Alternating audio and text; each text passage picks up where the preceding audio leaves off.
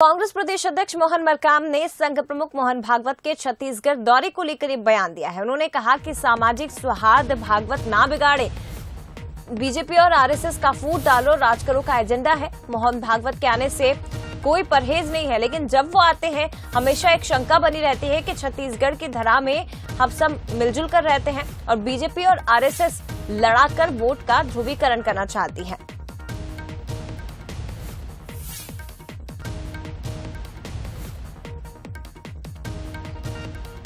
तो संघ प्रमुख मोहन भागवत का छत्तीसगढ़ दौरा, लेकिन अब इस दौरे पर सियासत शुरू हो गई है। कांग्रेस की ओर से लगातार बयानबाजी की जा रही है और ऐसे में मोहन मरकाम ने भी बड़ा बयान दिया है। आरएसएस का फूट डालो और राज करो का एजेंडा है।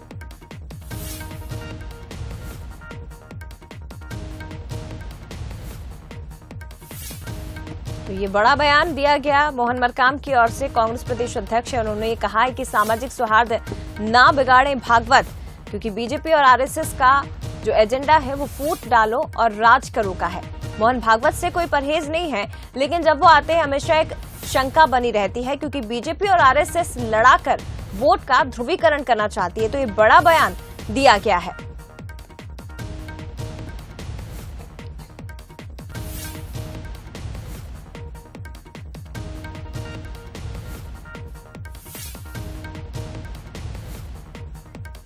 मगर भारतीय जनता पार्टी का और आरएसएस का हिडन एजेंडा होता है फूट डालो और राज करो की नीति। उस नीति पर न चले। माननीय मोहन भागवत जी आने से हमें कोई परहेज नहीं है, मगर वो आते हैं तो हमेशा एक शंकाएं बनी रहती है। जब जब चुनाव नजदीक आते हैं उन राज्यों का दौरा करके उनका जो एजेंडा है उस एजेंडे पे काम करते हैं।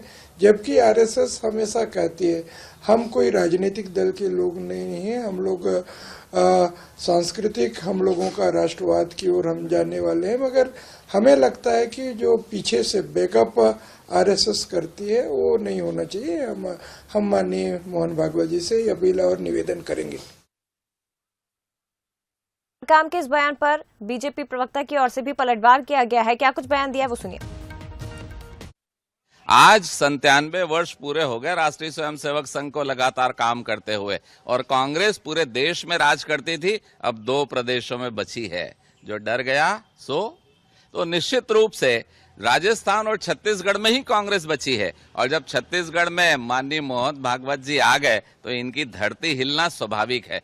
मैं आज आमंत्रित करता हूं माननीय मुख्यमंत्री श्री भूपेश बघेल जी को कि वो जाएं और बौद्धिक सुने, और कांग्रेस का मीडिया विभाग भी जाए और माननीय मोहन भागवत जी का बौद्धिक सुने, तो उनको पता चलेगा वो फूट डालने वाले नहीं, समरस भाव से चलने वाले हैं। कांग्रेस जैसा मुस्लिम तुष्टीकरण करती है, वो मुसलमान भाइयों को भी साथ लेके चलते हैं। फिन्स है राष्ट्रीय स्वयंसेवक संघ में।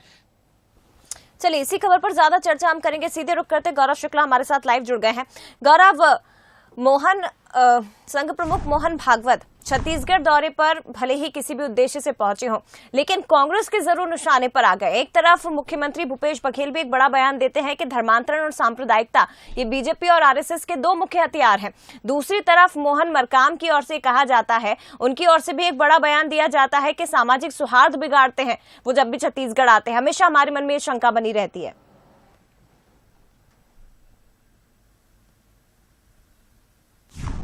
होगा कि मोहन भागवत का छत्तीसगढ़ दौरा हो और उसे उनके दौरे को लेकर कांग्रेस के किसी भी नेता के तरफ से कोई बयान ना आया हो। मुख्यमंत्री भूपेश बघेल ने भी कहा था कि उनका धर्म को लेकर एजेंडा रहता है, तो वहीं आज मोहन मरकाम ने एक बड़ा बयान दिया है और कहा है कि मोहन भागवत का छत्तीसगढ़ में स्वागत है, लेकिन वो छत्तीसगढ़ आने के बाद सौहार्द बिगाड़ने का काम ना करे। और उन्होंने साफ तौर पर यह कहा है कि बीजेपी और आरएसएस का एजेंडा होता है कि फूट डालो और राज करो, हिडन एजेंडा होता है फूट डालो और राज करो। और जब भी मोहन भागवत के छत्तीसगढ़ दौरे पर आते हैं या कहीं भी ऐसे दौरे पर जाते हैं तो एक संचय बना रहता है कि वो अपने एजेंडा पर काम करते हैं। जैसे जिन राज्यों में चुनाव होता है मोहन भागवत और आरएसएस के लोग वहां पहुंच जाते हैं और अपने हिडन एजेंडे पर काम करते हैं। इस तरीके का एक बड़ा बयान जो है वो मोहन मरकाम ने दिया है और उस पर पलटवार करते हुए बीजेपी के प्रदेश प्रवक्ता केदार गुप्ता ने कहा है कि बीजेपी आरएसएस जो है वो एक ऐसी संघ है जो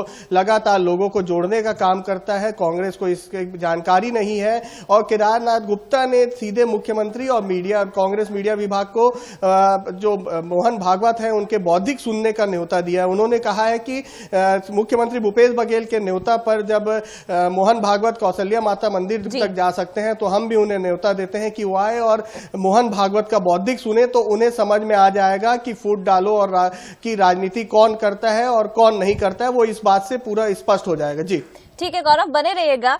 लेकिन राजनीतिक मेहमानों का क्या कुछ कहना है बीजेपी कांग्रेस का, ये प्रतिक्रिया हम ले लेते हैं। हमारे साथ केदार गुप्ता जी, प्रवक्ता बीजेपी, फोन लाइन पर जुड़ गए हैं। घनश्याम राजू तिवारी जी, कांग्रेस प्रवक्ता हैं, वो भी फोन लाइन पर जुड़ गए हैं। आप दोनों का बहुत स्वागत है सर। सबसे पहले घनश्याम जी, मैं आपके पास ही आना चाहूंगी, क्यों आखिर डर बना रहता है? मोहन भागवत चाहे सियासी दौरे पर पहुंचे या अपने निजी कार्यक्रम में शामिल होने पहुंचे, कांग्रेस को क्यों आखिर डर सताता है हमेशा? देखिए, डर वाली तो कोई बात है नहीं, लेकिन आरएसएस का जो जन्म हुआ है, आरएसएस की जो कार्य प्रणाली इस देश में रही है, अनेक राज्यों में अलग अलग तरीके से उनके व्याख्यान और समाज जोड़ों की ये बात तो करते हैं। लेकिन जहां तक रही आरक्षण की बात, तो आरएसएस कुछ कहती है, भारतीय जनता पार्टी कुछ कहती है।